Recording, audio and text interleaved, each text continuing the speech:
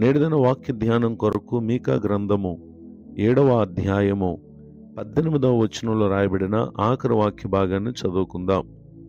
ఆయన కనికరము చూపుట యందు సంతోషించువాడు గనుక నిరంతరము కోపముంచడు.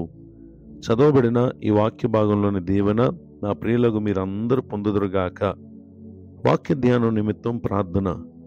ప్రేమ కలిగిన మా తండ్రి, మీకు వందనాలు. నేడు చదవబడిన ఈ వాక్య భాగం ద్వారా మీరు మాతో మాట్లాడండి. విను మా ప్రియుల ఆత్మీయంగా మేలు పొందినట్లుగా పరిశుద్ధాత్మడ సహాయం చేయమని యేసుక్రీస్తు నామములో ప్రార్థిస్తున్నాను తండ్రి, ఆమేన్. చదవబడిన ఈ వాక్య భాగంలో మన ప్రభు అయిన యేసుక్రీస్తు వారు తన ప్రజల విషయంలో ఆయన దేనిని బట్టి సంతోషిస్తారంటే, వారి ఎడల ఆయన కఠినము లేక కోపమును కనుపరచుట యందు కాదు గాని కనికరమును చూపుట యందు ఆయన సంతోషించినటువంటి దేవుడిగా ఉన్నారు.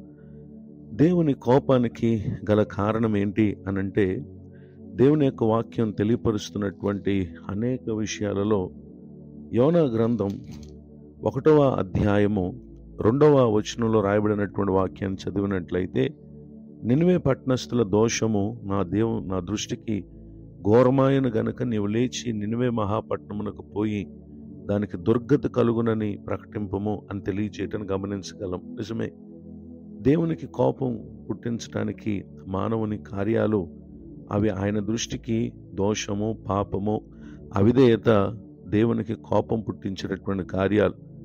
మరి ఈ విషయాలను గూర్చి ప్రవక్త అయినటువంటి యోనా గారు వెళ్ళి నినివే పట్టణంలో ఉన్నటువంటి ప్రజలకు తెలియపరిచినప్పుడు యోనా గ్రంథం 3వ అధ్యాయము 5వ వచనం మొదలుకొని రాయబడినటువంటి వాక్య భాగాల్లో నినివే పట్టణపు వారు దేవుని యందు విశ్వాసం ఉంచారు, ఉపవాస దినం చాటించారు, గనులేమి అల్పులేమి అందరు గోనెపట్ట కట్టుకున్నారు. నిజమే, ఏ దేవునికైతే కోపం పుట్టించినటువంటి ప్రజలుగా వీరున్నారో ఆ దేవుని యందు వారు విశ్వాసం ఉంచి తమను తాము తగ్గించుకున్నటువంటి విషయాలను క్రింద వచనాలు మనం చూడగలం. రాజు సహితము తన సింహాసనం మీద నుండి దిగి రాజవస్త్రాలు తీసివేసి గోనెపట్ట కట్టుకుని బూడిదలో కూర్చున్నటువంటి విషయాలు మనం చూస్తూ ఉన్నాం.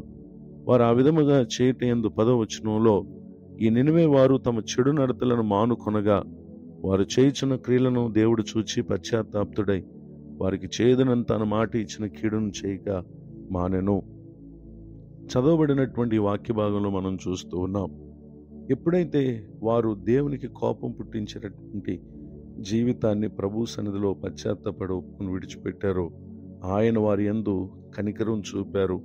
తాను చేయదనని సెలవిచ్చినటువంటి కీడును చేయక ఆయన మానవేసినటువంటి విషయాన్ని ఇక్కడ మనం చూస్తూ ఉన్నాం. ఈ మాటలు వింటున్నటువంటి ప్రియ సహోదరి సహోదరులు, ఎప్పుడైతే మనం ఆయన తట్టు తిరుగుతామో నిశ్చయంగా ఆయన తన కోపమును మన మీద నుండి తొలగించి మన పట్ల కనికరము చూపుతారు. కనికరము చూపేటటువంటి విషయంలోనే దేవుడు ఆయన మన యందు ఆసక్తి కలిగి ఉన్నటువంటి దేవుడై ఉన్నారు. ఈ మాటలు వింటున్నటువంటి నా ప్రియ సహోదరి సహోదరులు, నినివే పట్టణస్థుల వలె దేవుని దృష్టికి ఏ విషయాలు దోషులుగా ఉన్నారో ఒకసారి పరిశీలన చేసుకుని ప్రభు తట్టు తిరిగితే గనక నిశ్చయంగా ఆయన మీ యందు కనికరము చూపి తగిన మేలులు ఆయన మన జీవితాల్లో చేసేటటువంటి దేవుడిగా ఉన్నారు. మన కుటుంబాన్ని, ఇచ్చినటువంటి బిడ్డల్ని, మనం చేయ ప్రతి కార్యములను ఆయన సఫలపరిచి ఆశ్చర్యకరమైనటువంటి రీతిలో తగిన ఆశీర్వాదాన్ని మనకు అనుగ్రహించి సమాధాన సంతోషాలతో కూడినటువంటి జీవితాన్ని పరిశుద్ధాత్మ దేవుడు మనకు అనుగ్రహిస్తారు గనుక విన్న ఈ వాక్య ప్రకారంగా ప్రవర్తించి దైవదీవులు పొందగలరని కోరుతూ ఈ మాటలు ముగిస్తున్నాను. ప్రార్థన. కృపగలిగిన మా తండ్రి, మీకు వందనాలు. నేడు విన్న ఈ మాటల ద్వారా మీరు మా పట్ల కనికరము చూపే దేవుడని తెలియపరిచినందుకు స్తోత్రాలు. దైవజనులను, వారి కుటుంబాన్ని, సేవా పరిచయం దీవించండి. ఏ ఏ కారణాల చేత మీ కోపనకు పాత్రులుగా, ఉగ్రతకు పాత్రులుగా మేము జీవిస్తున్నామో నినివే పట్టణస్థుల వల్ల మీ తట్టునకు తిరిగి మా జీవితాన్ని మార్చుకుని మీరు కలుగు చేసే మేలులు మేము పొందటానికి సహాయం చేయండి. నూతన సంవత్సర దయాకిరీటాన్ని పొందిన మా ప్రియులను దీవించండి.